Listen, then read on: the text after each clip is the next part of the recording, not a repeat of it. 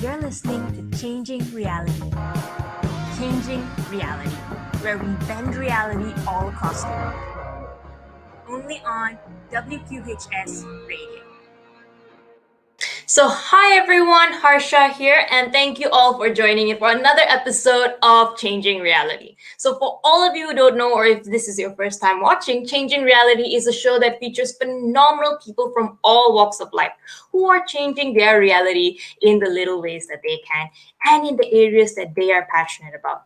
So here on this show, we'll be hearing from individuals all across the world who are making waves, from people who are change makers, entrepreneurs, top executives, business owners, to even artists, musicians, and inspiring individuals all around. We are interviewing voices from across the globe and also a couple here from the Penn campus as well.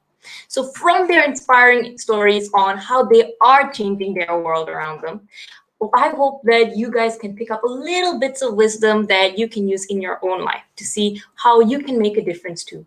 Because for me personally, I wanted to do this show, and I was so grateful that WQHS actually gave us the opportunity to have this, because I feel like there are a lot of untold stories, a lot of people out there who do phenomenal things. And I'm super passionate about finding those just hidden gems out there that we may not often hear from and bring them to light so that we can learn from the experiences of those who are actually running the world behind the scenes, and in terms of today, in front of the scenes a little too. So personally, I founded a youth movement called Ascendance in Malaysia, which is where I'm from, that collaborates with our Malaysian Ministry of Education to provide alternative education platforms for any student who wants to change their own reality. We work with students from elementary all the way up to high school through various sessions, experiential learning programs, projects that help them discover their passion, learn about themselves and the world around them through interacting with top executives, working on projects with them, so that they can come back and start their own careers while they're still in school. And these careers don't just create meaningful impact for themselves, but for those around them. So to date, we've worked with over 6,000 students in 270 different communities and have incubated student-run projects, social enterprises, and careers from students aged 8 to 21 years old, helping everyday students start to change their own reality. So if you have any questions about that, do drop it in the show below. But that's just a little bit that goes to show on why I feel that stories are important. Because the more we share our journey, the more we share what we've gone through, the more it stands and the higher chances there are that we will inspire someone else to do the same. And having met all of these students, I can tell you it does make a difference. We live in times where news governs our thoughts, perceptions, our views of the world and of ourselves at many times. And as we race to stay informed in an increasingly fast-paced world, it's often important to stop and appreciate those whose hard work actually makes it possible and fuels our thirst for information. So that is kind of the premise for today's episode. Today's episode is actually inspired by many of the amazing students that I've had the pleasure to meet here on the Penn campus who aspire to pursue their dreams in the media arena themselves. But the question often is, how does one go from school paper to global newsroom?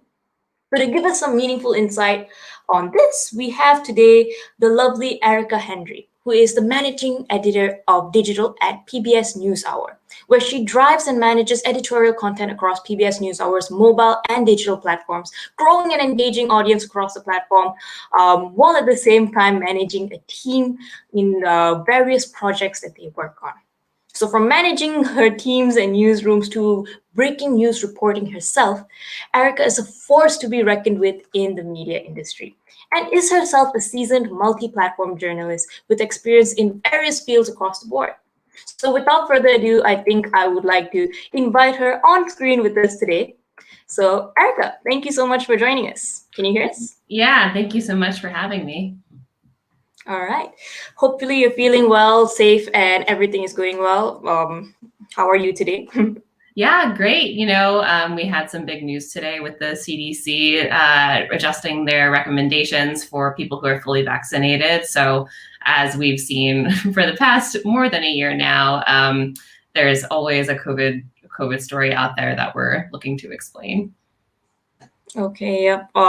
Again, I would say thank you on behalf of everyone who's been at home and has been a bit concerned about the state of the world, because it's people like you that actually keep us informed of this kind of stuff. And in this time, especially, I feel that's really, really important. And you do so many things from, as I like, reports from what the CDC is publishing to even, I think, publishing the stories or putting it out there, the stories of individuals during this pandemic as well, and how their journeys in the last 1.5 years have kind of been representative of the stories of what all of us are going through. So once again, thank you very much. But I think like the question we all have in mind is like, how did you even start this journey towards becoming such an amazing person who has kind of like the capacity and I would say the ability to actually bring out or manage so many things? I mean, managing a newsroom in the pandemic must have been extremely hard, but I don't think that it's something you can learn in 1 or 2 years how to do. Like, there's no crash course for like media during the pandemic. So it's got to be you, right, in a sense, that's able to pull everything together. So where did your career in journalism start? Were you struck by lightning and suddenly just became a brilliant reporter that was on air, or where did it begin? That would be an amazing feat if that were the case. But no, I actually, it's funny. I think that some people really know they're going to be journalists the same way that people know they're going to be any number of things and just go out and do it. I actually thought that I was going to be a high school music teacher. So I played music my whole life, have played a bunch of instruments, and was sort of heading down that path when it came to colleges, was auditioning for music programs in the hopes of becoming an educator. And later on in high school, I was from a small town and we didn't have a school newspaper or anything like that, but I always really loved writing, and kind of through word of mouth figured out that one of the town local papers was just looking for people to help out with writing. So I got connected with them and started doing it. And I really liked that early and small exposure to kind of what journalism could be. It was a lot of hearing what people were passionate about and hearing, a bunch of different perspectives on an issue and then pulling it all together in a way that made sense to people. And I really liked doing that. So when I went on to college, I auditioned for a bunch of music programs, got in, but really loved Ithaca College, which is where I ended up going. And I did not get into the music program on the first try. So I re-auditioned and ultimately got in. But while I was waiting, I kind of had to declare a major. So I said, I really loved writing. I really am interested in journalism. I think it has a great program. So why don't I just start there? And kind of what started as almost a backup major turned into something that I learned that I just loved. I loved the challenge. I loved the pace. I loved kind of working through problems with other staff members on the paper. And that kind of just took over, what my interests were and what I wanted to do. And I never kind of returned to my other options. Okay, you've definitely made every high school music teacher now wonder if they missed their calling in journalism. But that's such a great story, and I think that many of us, like, we think we want to do something, but then we fall in love with something else in the process of pursuing it. So that is absolutely lovely. And one of the things that really fascinated me and like why I wanted like to have you on the show in the first place is I actually saw you were the editor-in-chief of the Ithacan, which was your award-winning college newspaper that was run by the students in the college itself. And I think that is so meaningful because here at Penn we've got so many like student newspapers. We've got a lot of aspiring journalists who get involved in there. And from your point of view, how meaningful was that experience, and what did you take away from that you felt was invaluable in your career in journalism? Yeah, it really shaped so much of what I ended up doing and kind of how I approached, management and leadership. I started out as a reporter there and eventually kind of worked my way up to be editor and editor-in-chief. And I can't say enough good things about student media because I had so many good classes and professors, learned kind of a lot of the great tools and the theories and the whys of doing something. But then at the newspaper, I actually got to do it, which is the most important part. I learned so much about kind of how to tell a story, but also kind of how to pull it together on a team. We had editors and photographers and reporters and copy editors from all different kinds of subject areas, and really learning how to get people to agree and how to work through challenges. That was really important I think in terms of how I approached the rest of my career. Our college newspaper advisor there was fantastic, and he's a close kind of mentor of mine to this day. And one really useful piece of advice he used to tell me was, it's not necessarily about people liking you. It's about getting people to respect you and sort of having them see, your value and your integrity, and they might not always agree with you, but they know that you're making a good decision, or that the decision comes from a really good place. And that was really, I think, instrumental in a lot of the later kind of leadership or management roles that I would have, is that especially in a fast-paced news environment, there's a lot of feelings, there's a lot of passion, and there's not a lot of time always to kind of, manage everybody's feelings and still get across the deadline. And so that was really important, I think, in terms of how I think about how to work on a team and how to manage a team. Okay, yeah, that is brilliant advice, and I wish someone would have told me that earlier, because I feel like one of the things, like as a college student, or maybe it's just because like as a kid, like we want everyone to like us in a way. That's like our like at the top of our priority list at many times, and I've been fortunate. I've been able to run a social enterprise and a company as well, other than Ascendant. So at times I realize that, people are not going to like me in certain decisions. So sometimes you've got to be good cop, bad cop, or be firm in a certain way. So it's been a challenge, because I feel like that's something that nobody wrote down when you learn entrepreneurship, and I'm sure it's the same in the media industry. But it is something that is very important, and it's no easy feat to be editor-in-chief anywhere, including an award-winning newspaper, a college paper, so congratulations. But you didn't stop there. You went on and you did other amazing things post-college in a way. So yes, you were, I think, also president of the Society of Professional Journalists of your college chapter, so congrats. But you actually continued on after that as a reporting intern at USA Today. So how did you even get that internship, and how did you take the things that you were learning in college and apply it in kind of like a real world, big time news internship? Yeah, so I think, in terms of getting internships, I think a really good piece of advice that I was given is kind of just talk to people and see what they've liked and where they've worked. And so I started doing that. I think Ithaca had sent a few interns to USA Today before, so they were sort of familiar on that front. But in a lot of the other internships I had over the years, it was kind of just talking to people, hearing about what they liked and didn't like, and just kind of getting on their radar in terms of somebody who's curious and wants to learn. At USA Today, I was on the health and science desk, which is not necessarily something that I had a lot of background in. I wasn't really sure about it. I was really interested in health, but didn't really have a good place to start. I think what I really learned there was seeing how, the environment that at Ithaca, was big for a student newspaper, but in the reality was like quite small, how that looked when it was, one of the biggest national newspapers in the country, with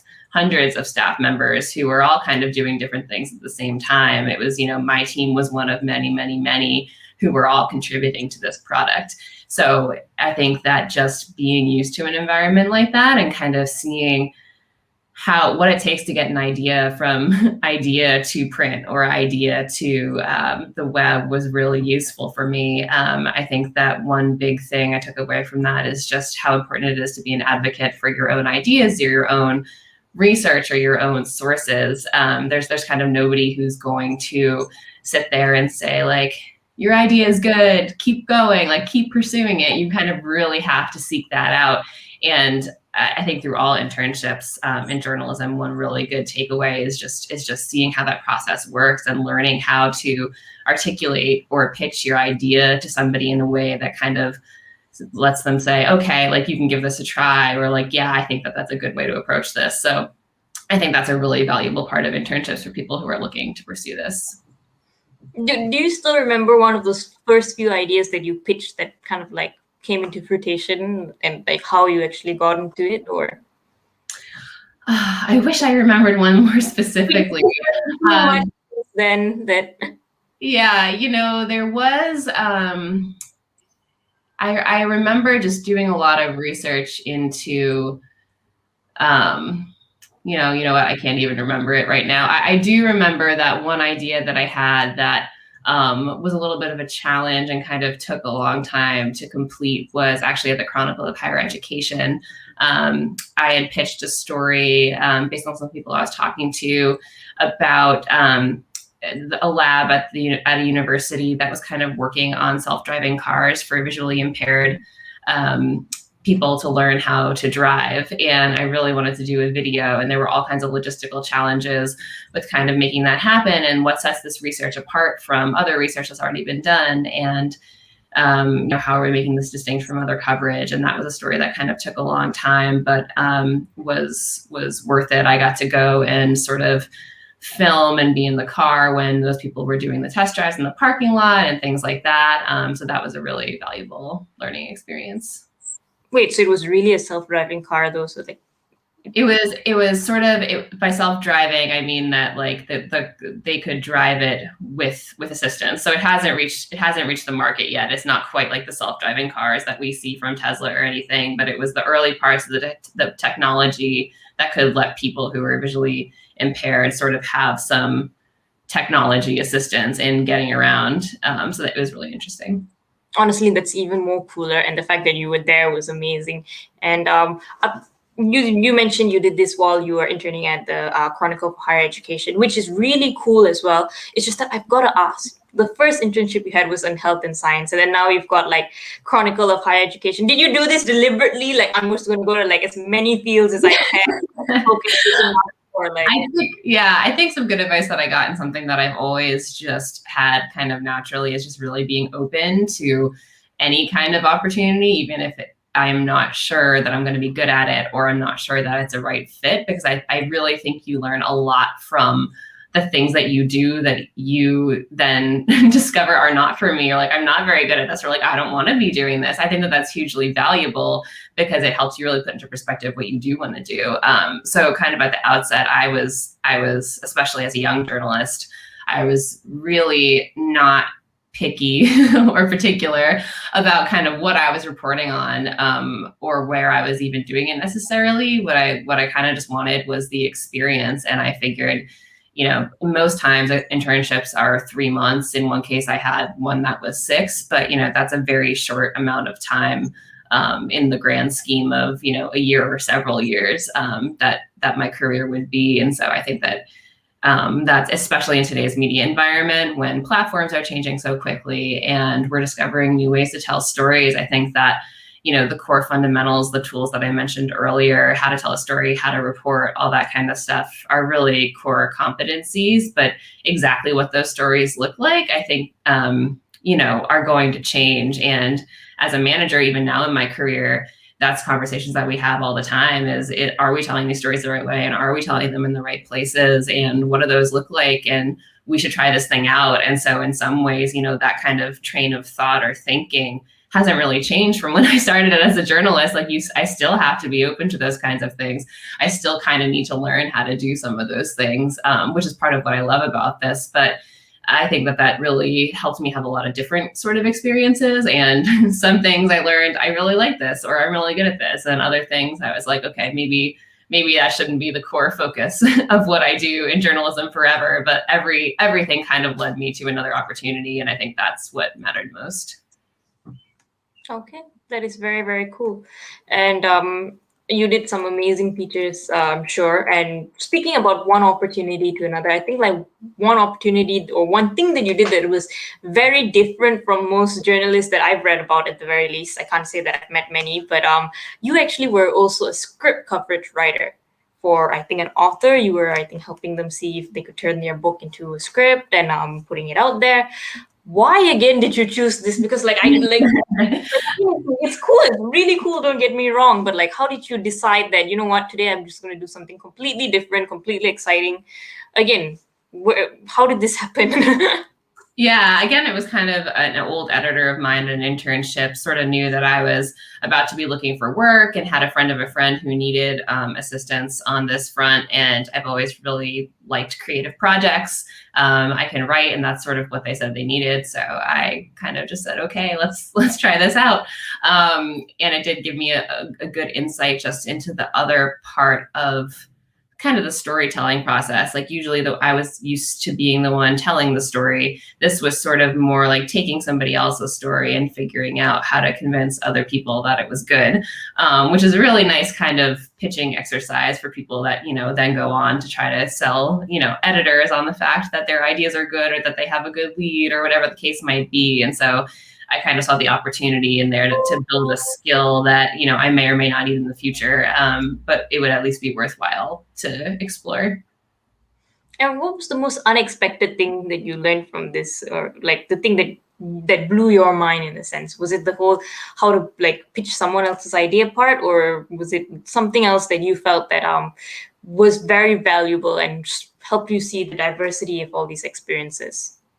Yeah, I think it was just, the novelty of doing something different. I think it also taught me kind of a lot about just knowing who your audience is. What might be one really interesting to one person might not be interesting to another person, which, in the publishing world or in journalism, it's all about kind of, knowing what that outlet is that you're pursuing, or the outlet where you work, sort of what their audience is, what their values are, how they tell stories, and how, even how somebody would pitch a story to the New York Times would be very different than how they would pitch it to CNN, or at least those two places would kind of approach the same story differently. And so keeping in mind, and this is something I think that you don't necessarily, again, know off the bat, because there's a way that journalism taught, and then there's a way that is practiced, and then there's a way that is practiced in different places. It's learning kind of on the job, or like in real time, sort of keeping that audience in mind and keeping somebody's approach in mind when you're reporting or when you're pitching, that oftentimes kind of makes or breaks a pitch when you're trying to get it through. Okay, that's very brilliant. And another thing that I think after this experience, you also became, or you actually started at patch.com. I believe was an editor, and then later you became, I think, an associate regional editor. So you grew in that amazingly. And patch.com, correct me if I'm wrong, is quite hyper focused on like specific communities and things like that. So there's one area of kind of like pitching the story to an editor and getting it published, and then there's the other kind of flip side on, does this community engage with this news? So Yeah. I feel like there are two elements. How do you balance that, and also share with us a little bit of your time working on kind of like very focused news stories? Does that play a part in this? Yeah, I loved working in local news, and I think that every journalist should spend time in local news, because you get to see the really real impact of your work and your reporting. You, of course, see that to some degree when you're reporting on things on Capitol Hill, or when you're reporting things on national level. But, the feedback you get on that is from your sources, or from, people whose communities are affected by what you just wrote about. When you're a local reporter, you write about the school board meeting, and then you go to the grocery store and somebody pulls you aside and says, hey, I saw your story, and either it was great or I have some issues with it, and I'm going to tell you what they are right now in the produce aisle. And you kind of get to see and live that in real time, which is exactly what my experience was. At the time, it was a startup. And so we were all kind of launched into these communities with nothing. I mean, the website didn't exist. We built those. We kind of built our social media accounts. We built, newsletters and communities, and got freelancers. And I had that experience in somewhere where I wasn't super familiar with the area, where I didn't grow up. And so it was even more important for me to just like get out there and talk to people, which was a really great lesson in kind of building sources and how to find stories, which is like, you just go out and you do it. And so that was a really valuable experience in that way. I think, it is, especially when you're kind of so close to that, you're reporting, or when you're kind of within that community, it does become difficult for some people to kind of say, well, how much am I swayed by reader response? How much am I swayed by editors? I think that what you really just need to make sure of is that you're getting all sides of the story, and that you're presenting it as accurately as possible. And oftentimes that's not done in a single story. That there was no single end all be all story on a school board debate. There was no end all be all story on even something as simple as like a fire or a big police incident or something like that. So you do the best you can at the time, but then also the follow through is really important too. So somebody might complain about the way that I cover the school board, but then have some ideas or, advice for other things I could look into. And, I would do that and follow up and kind of talk to people. And it's sort of an evolving relationship. And I do kind of think bigger picture, even with our audience now working at a national news outlet, it is sort of a relationship. We're telling stories because people allow us to tell their stories, but we're also kind of looking at issues over the time. So things like climate change, things like the protest over George Floyd's killing in Minneapolis, all those kinds of issues, they are spot stories and they are breaking news in the moment, but they also change over time. And so, the follow through, all that kind of stuff, you learn really well by covering local communities and local stories and just seeing how communities and people change over time. And those are lessons that you can definitely bring to all kinds of audiences. I think that is very important. And I have to ask, and I ask this in a local setting because I think like when you are involved in a community, it's even more scary. Someone can literally just, again, see you in a grocery line and be like, hey. So in that context, in a sense, how important do you feel it is to sometimes, you may have a different opinion from what's the general consensus, or you see a side of the story that maybe others don't see, or they don't willingly believe or subscribe to, in a sense. How important is it then to tell your version of the story versus telling people what they want to hear? Because again, you don't want to get cornered in the grocery store, but you also want to be authentic to yourself. Yeah, I think you have to stay true to the story, and people might disagree with that. And of course, your own experiences, shape the way that you might approach the story and might shape who you talk to. But as long as you're doing your due diligence and do I really understand this enough? Like, how would I explain it to somebody if I was talking to them in a conversation? What questions do people have about this? Kind of going through that list with yourself, saying, going through it as if you're hearing it for the first time and just asking a bunch of questions. I think then taking those exhaustive questions and turning them to other people, if you're doing all that legwork to really understand and really talk to people, then that's going to be reflected in the story that gets put out. Okay, that is very true, I'd say. And again, you didn't just stop at community news. You wrote for a magazine, the Smithsonian. That's a bit different as well, right? Like on one side you work for the community, and the other side now, instead of kind of like being focused on the community itself, you're focused on this whole kind of like arts and history angle, in a sense. So how do you keep your mind flexible enough to, I think, juggle so many things? And what do you think is the big difference between the two? Or there's some shared elements, in a sense? Yeah, I think, you look for things that are new or unusual or a departure from what people expect. That's kind of, part of what interests people. And so that's kind of a current thread of whatever you're going to look at. I think that, when you're thinking about arts and history, kind of new information, something that maybe sheds something in a new light or something that reveals something you didn't know before or hadn't thought about before, or sharing stories that people aren't familiar with. That comes into play with a lot of conversations we had over the last decade or so about, who is remembered in museums, who is remembered through monuments. Kind of asking those kinds of questions are all really important too. When it comes to writing for magazines, obviously the news pace isn't quite as hectic as it can be in the breaking news environment, but you do still want to stay relevant, and you do kind of still want people to feel like you're hitting on kind of what's happening or what people are talking about. And so I think that that's another thing that people may not understand about, magazines or news magazine programs like where I work now. It is kind of a chance to take a step back and put things into broader perspective, but you also want to feel relevant to people. So that's always a good learning experience too. And how do you actually tackle that? Because again, the news moves so fast, and then like you cover a story today, but then right when your issue is about to hit published, someone discovers the cure for cancer, and then now you're like, I should put that in instead, in a sense. So like, how do you actually like tackle that? Have there been situations where you publish something and then by the time it's gone to print, kind of like the circumstances around it has changed? Or have you always been lucky in a sense that, or good at picking stories that are always hot news in a sense? Yeah, I think that's always something people grapple with, is kind of, when should we publish this? And a lot of times you get that right, and sometimes you don't. And with the internet, you can make that update transparently and kind of add news updates and add new relevance to it, especially when it comes to how people are finding that story. You can do a lot through SEO or through social media to kind of say like, hey, this is the new thing with this story, you should check it out.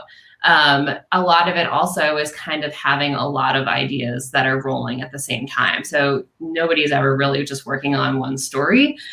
You kind of work on a few at a time, have a few different ideas. Some of them might feel more urgent than others, but kind of always keeping your mind running about just ideas that you have or people that you want to talk to or things that you want to follow up on.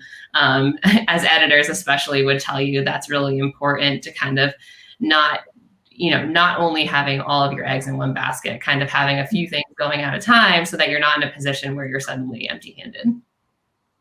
Okay, cool. And once again, I think you didn't just do, oh God, you do too many things. If like I backtrack, there's just going to be like so much. So you didn't just do news, you didn't just do magazines. You also moved into, I think, host or like web producing for a radio show, if I'm not mistaken, at WAMU 88.5 FM. I don't know, but yeah. So I think you were in charge of several different shows, the Diane Ram show, and that itself is a big deal.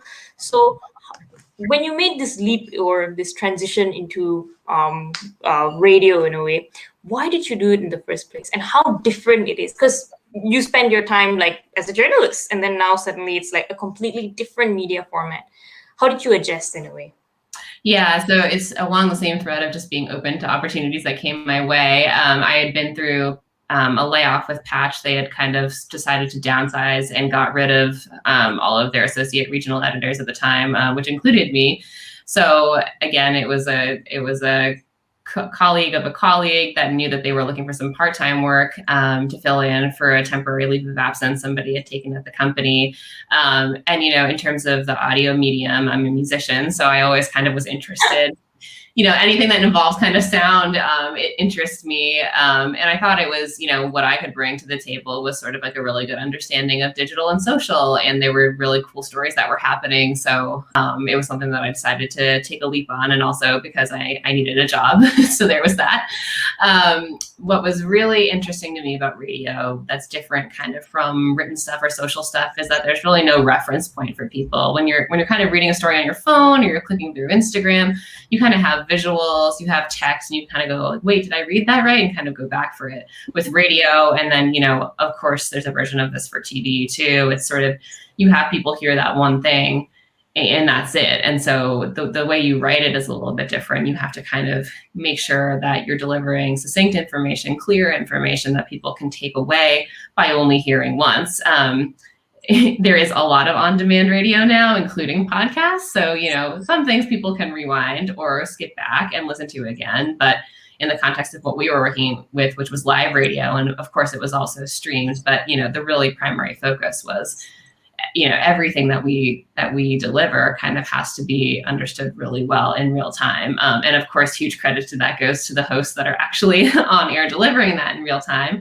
But it was a really good introduction to sort of a live production environment. In breaking news, you are in a sense kind of working in real time and publishing, but it in radio and television, when it's live, it kind of like goes into the world and just hangs there in real time. And so that was a really interesting producing experience to be a part of, both on air and then on the digital side too. Okay. And you mentioned previous chats that you started off some as kind of like part-time, but eventually you grew in the role. I'm sure they loved you at first sight and then just said like, this person should run this show, and you just grew from there in a sense. And you even went up to even like, I think, preparing the scripts, managing most of the things that was going on. And personally, I feel like people like you make the world go around. Like, if you don't do it, then like there's a huge gap in it. But many, especially I guess college students, they want to be in the limelight, or I think many people in general, it's like they assume a career in media is going to be like, I'm on camera, I'm the star of the show. But again, it doesn't work if there's no one like you to actually facilitate that growth, to actually write the scripts, brainstorm ideas and things like that. So how important do you think it is to actually observe in the background and actually prepare the stage in a sense and set the right stage for people? And how do you even put yourself in kind of like in a headspace where you can actually write something or actually bring out news and pass it to someone in their own words in a way? Yeah, I think that going back to just taking opportunities, having a really good understanding of all parts of the process makes you a better journalist and also makes you a better team member, because when you're out in the field with people who are responsible for shooting or editing, you aren't barging in with some unrealistic expectations or kind of upset that people aren't on a certain timeline, because you've been in their shoes and you kind of understand where they're coming from. In terms of like being on camera, I think part of that's a personality thing. I've never really been, I've always been really like being part of a team and leading a team, but not necessarily, being a star of the show. So part of that I think is a personality thing. But I think more increasingly, especially in digital, it's really important, ultimately you may work in management, ultimately you may be a reporter, ultimately you may work in social, but understanding kind of what all of your teammates are doing lets you play your role better. That's part of why at the NewsHour right now, our internship program, which we call the News Assistant Program, long before I got there, the whole premise of it was to kind of rotate people through all the different desks while they were there, so that they kind of had that exposure to the entire way that the show works.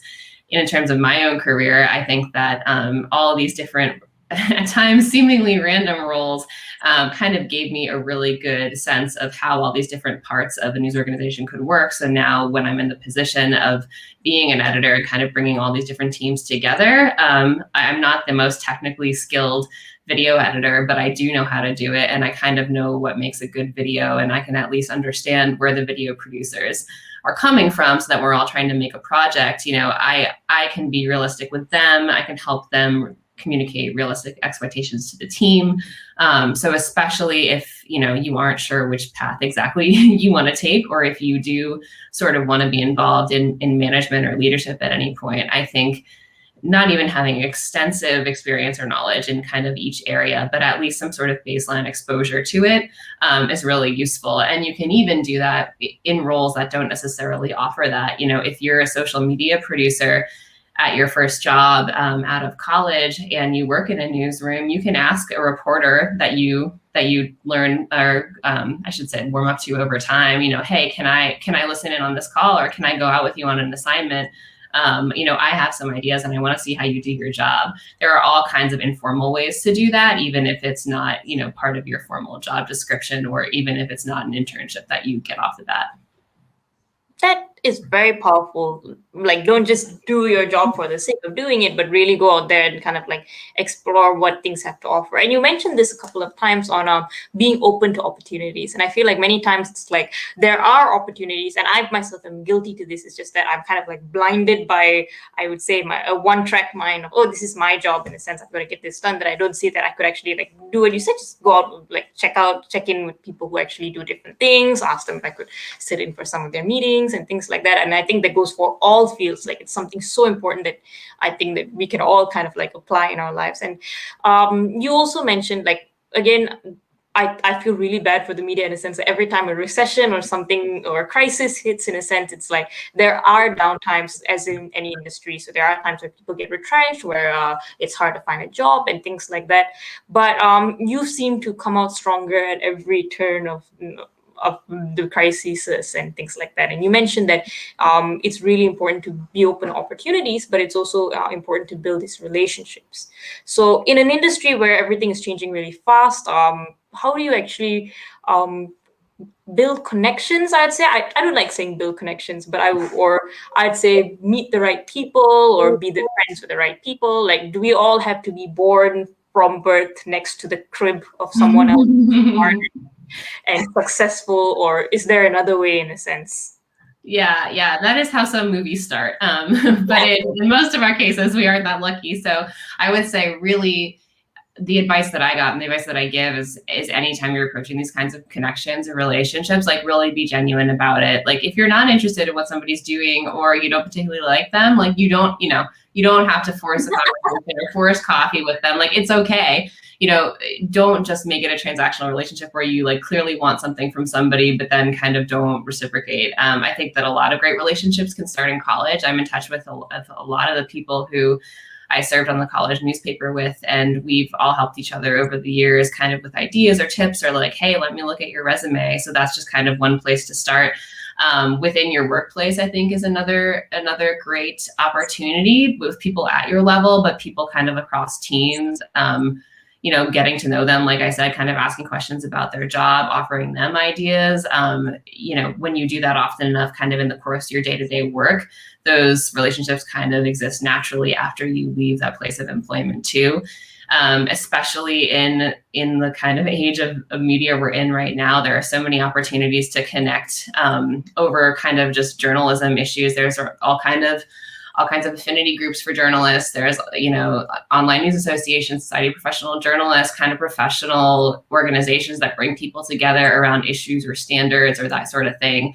And those are really great places where, conferences or training sessions, you can really connect with people too. And on the note of training sessions, I think, Pointer and a lot of kind of journalism organizations in the US and elsewhere to really offer consistent training to journalists to try to let them advance, even if it's not in their workplace or through, an internship or another opportunity. So seeking out those kinds of opportunities will lead to some really good connections as well. And just be open and curious and willing to talk to people about their experiences. I think that, even if it doesn't lead to a job, it's always just good to pick people's brains about what's happening. There's a consistent group of people I kind of go to who I met through sort of a women's leadership academy fellowship that I did a few years ago. And we're kind of all in different roles in newsrooms across the country.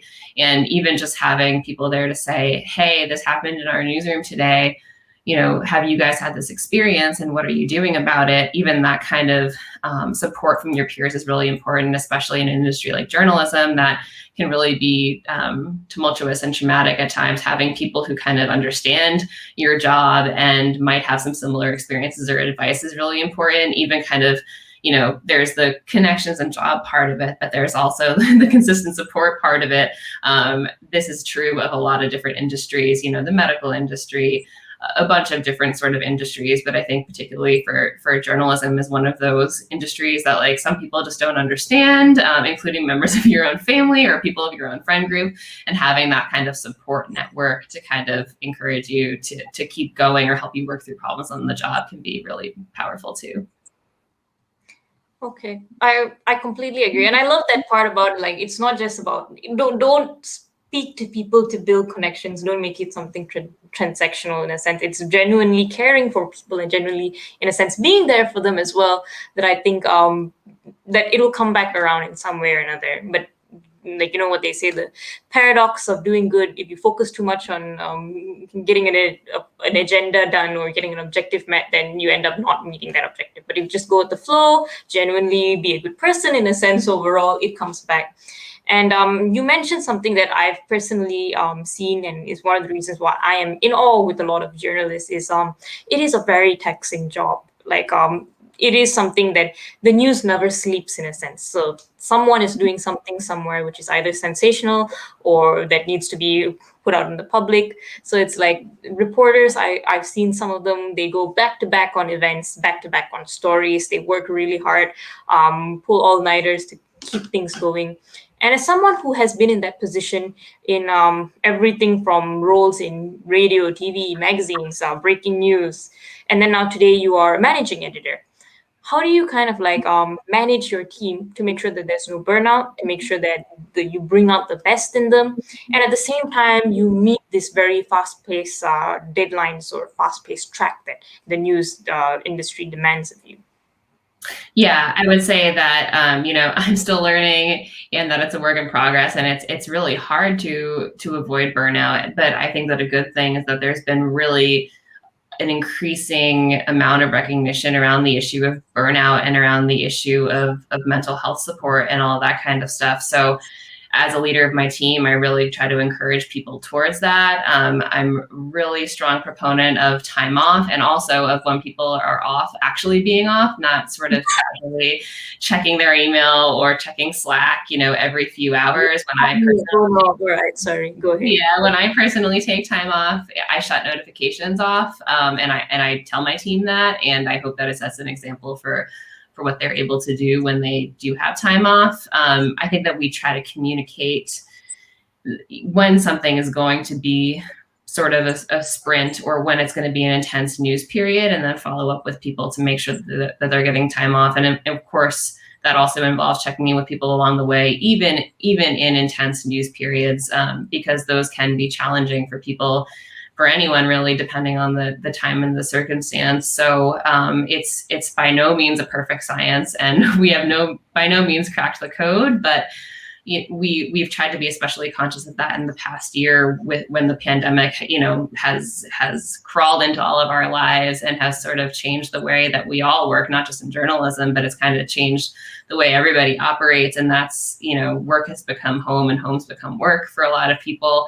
And that's kind of introduced another layer of challenges to the issue of burnout and time off and support. But I am encouraged, over the past, I would say 3 or 4 years, I've seen more conversations about that than I ever have before. Not that I have spent a super long time in journalism, but I think that we're moving in the right direction, and it's going to take time to really kind of figure out what that looks like in every newsroom. But I think it's something that we need to keep figuring out in order to really keep the best people.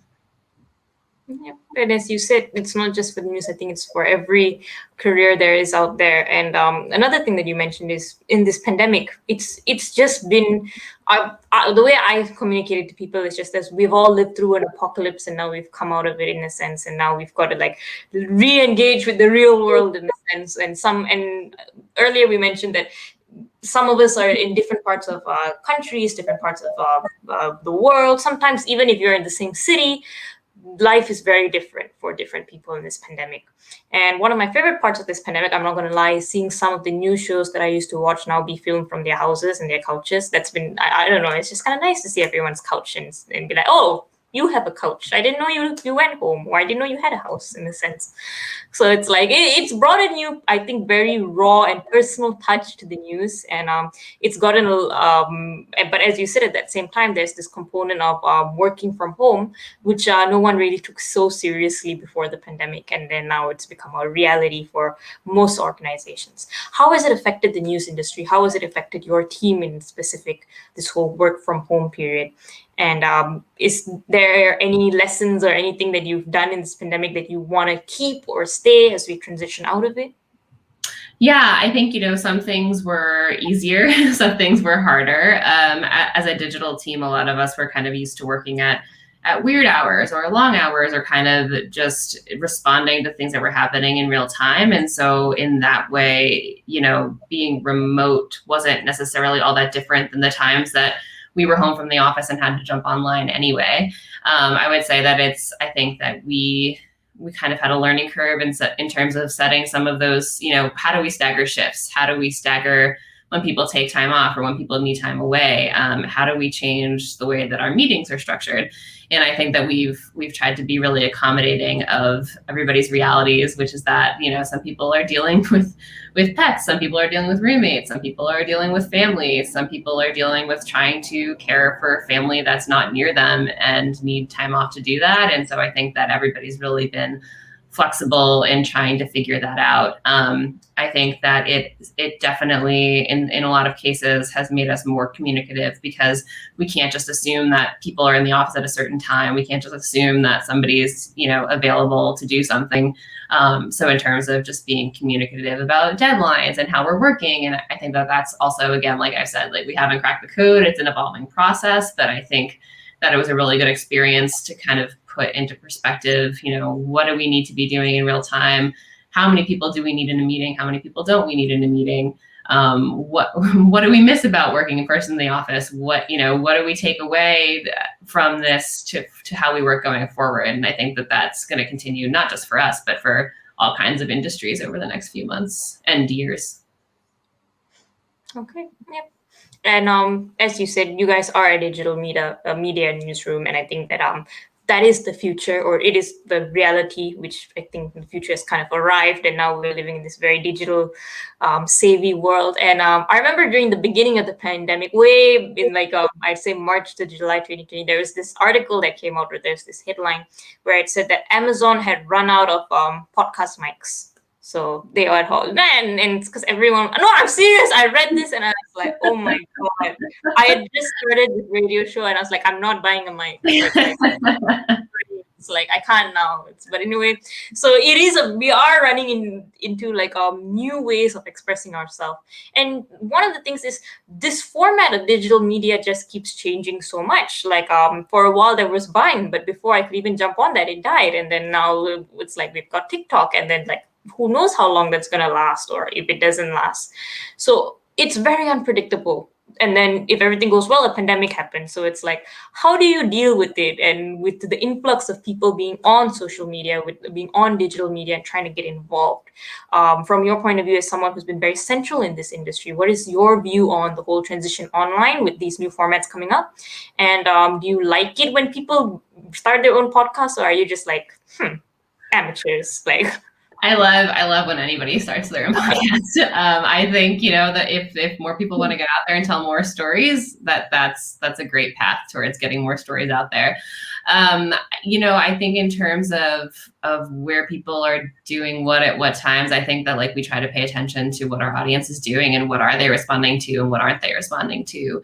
And that is really informative for us in terms of, should we be doing more on YouTube? So should we do stuff on TikTok?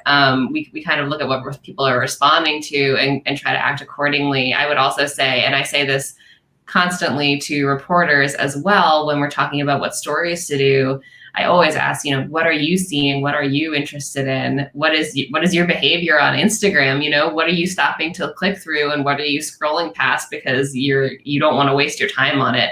I think that just taking the hat off for a minute and thinking as a consumer is really helpful, because if you're not going to read it or watch it or stop for it, then why would somebody else do that? And so I think that we really, one important part of being a journalist, I think, is really reading a lot and consuming a lot, and just seeing, not even just being read up on kind of what the news is, but just seeing what different possibilities are out there. Who is creating cool stuff and what can you learn from them? Or how is an organization starting, a new video series and what can you learn from them? I think that sort of just having an awareness and a curiosity about everything else that's being produced out there ultimately leads back to your own ideas and your own changes. So that's something that we really stress a lot too, is sort of what are you seeing, what excites you, and how do we apply that to what we're doing here? Okay, that's very cool. And again, I think that's sound advice for any industry. I personally scroll through my Insta stories. I skip everyone's story and then I go for the ads. So like whenever I'm bored, I just try to read ads, and I'm like, why would someone put this ad up? What are they trying to make me feel, in a sense? And that's actually been super helpful for like my brain when I actually run my business, because I have a little bit of input. And I think like that's one of the best ways to learn, because people are paying money to run ads, then like there's something that they feel they're doing at the very least. So it's good info in a sense. And I love that part about it. It's kind of like there's opportunity to learn in everything. Even if I'm scrolling down Instagram and like as someone who wants to share stories, it is something that I can learn from. So I'm going to scroll more carefully and with a lot more mindfulness. And anytime someone points out I spend too much time on Instagram, it's going to be market research. And you produce podcasts as well. Recently, or not recently, I did, but you did produce a podcast, I think, called The Longest Year, that tells the stories, I think, in this very, very long year. I still feel it's March 2020, and I'm a bit shocked that it's not. Yeah. So why did you choose to do this podcast? And how have you seen it impact those who are in this pandemic, in a sense? Yeah, so we have a really small podcast team at the NewsHour, and when this all started, I think we, like everybody else, were sort of just figuring out, how do we get to people? How do we tell stories? And sort of the one thing that we figured out really quickly how to do, our podcast producer, my fellow editor, and the whole team was, we can still connect with people, and audio in some ways is I don't want to say easier, but it's one thing that you can get that kind of transcends the weirdness that we're in. A lot of times if we're communicating stories through audio, we can create it in a way that doesn't rely on visuals, and people might feel a little bit more comfortable sharing their stories in that way as opposed to some other ways. And as the early days of the pandemic rolled on, we all sort of were thinking to ourselves, like, what are people doing right now? How are people going to school? How are people going to work or not working? What kind of choices are people having to make?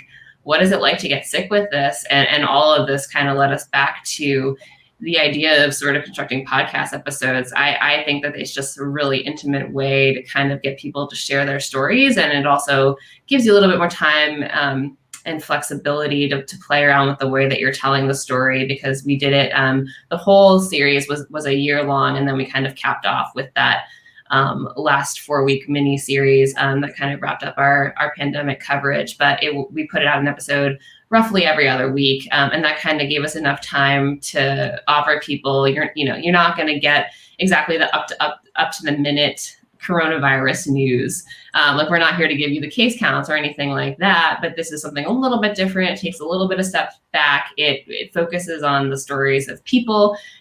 And in every case, almost every case, it was just somebody experiencing something that a lot of people were experiencing at that kind of the same time. And I think that's powerful. I think seeing yourself, or in this case, hearing yourself in media coverage is important, because especially in a very isolating time, it's connecting people over very human experiences, and in a lot of cases exposing you to an experience that you're not having, and that broadens your understanding of what's happening too. And this was kind of a way that we were able to do that in a way that was a little bit different from what other people were doing, and that was still possible in the weird kind of remote, isolated world that we were all living in. Yep. And there have been so many podcasts by your team that are absolutely brilliant in my point of view. I listened to a couple of The Longest Year, America Interrupted, and you don't just buy a podcast mic and record things. I think you guys are very creative with it. I listened to a few where you start with this old-timey sound bite from some of from a previous interview. You get sound effects in, this little light music in the background. So it's lovely, I would say. And if you did buy a mic from Amazon, well spent, I'd say. But that news blew my mind. But anyway, I think that you do it in a very creative way. You do it in a way that's very professional, that really brings out the emotion, that really puts people in the shoes of your interviewees, in a sense, which is beautiful and is very well done, I'd say. But that obviously also shows the experience that you've had in kind of like the different types of media and what works and what engages them. So I'd say for someone like you who has so much experience from hometown newspapers to hyperlocal focus on communities, coverage, to even magazines, TV, web radio, what makes a good idea? Because we've all got ideas, but what actually separates the good ideas that make it and the good ideas that don't? Yeah, I think some at the basic level, some news is news that everybody's telling, right? Like when there is a fire or a shooting, or when the CDC revises its guidance, everybody's telling that story. That's kind of just bread and butter. You have to do it. It's informative for people. It's getting really important information out there. So that's kind of the baseline day-to-day coverage. I would say what I like to stress a lot to people is that stories start as ideas, but what really gets you somewhere is a pitch, and a pitch is basically an idea with a plan, right? So you need to kind of, in terms of our newsroom, what's really nice is that we are a national newsroom, but we are not huge. We're a pretty small national team, and so we kind of have to be choosy about, we have limited resources. What are we going to do today? And I think for us, and this is again, knowing your brand, knowing your audience, for us, people expect the news in context. So what kind of new information are we getting, or how are we making people understand this in a different way? And that's like a really strong thread that runs through all of our stories. So when we talk about kind of what do we do now versus what do we do later. Like I mentioned earlier, it's kind of we have ideas that kind of are running consistently in the background. So maybe we're not pursuing this today, but that's something that we're going to still work towards. I would say for, in terms of just people trying to push their ideas for a story to do now, really having a good sense of why now, who you're going to talk to, what kind of new that you're bringing to the table, and that could be in information or in format. I think all of those things are really important for kind of advancing the conversation or making your idea stand out as something that needs to be pursued now in that specific way by you. Okay. And with that, I think for everyone who's watching, if you're an aspiring journalist, if you are a journalist, if you have no idea what journalism even means, I think that there's so much that you can take away from not just your last response, but from this whole interview. You have been truly amazing, and I'm very humbled to get this opportunity to chat with you on air. So thank you so much for agreeing to this interview once again and for sharing so much amazing insight for all of us. It's not been an easy time, but I think talking to people like you makes us at least hopeful or excited for what lies ahead. So thank you so much. Thank you so much for having me. All right. And with that, thank you to our lovely audience as well. This has been another episode of Changing Reality. And we'll be back again 10 p.m. EST every Thursday night. See you guys next week with another amazing episode of how people like our lovely guest speaker today are changing the world in the little ways that all of us can. So till then, bye. You're listening to Changing Reality. Changing Reality, where we bend reality all across the world.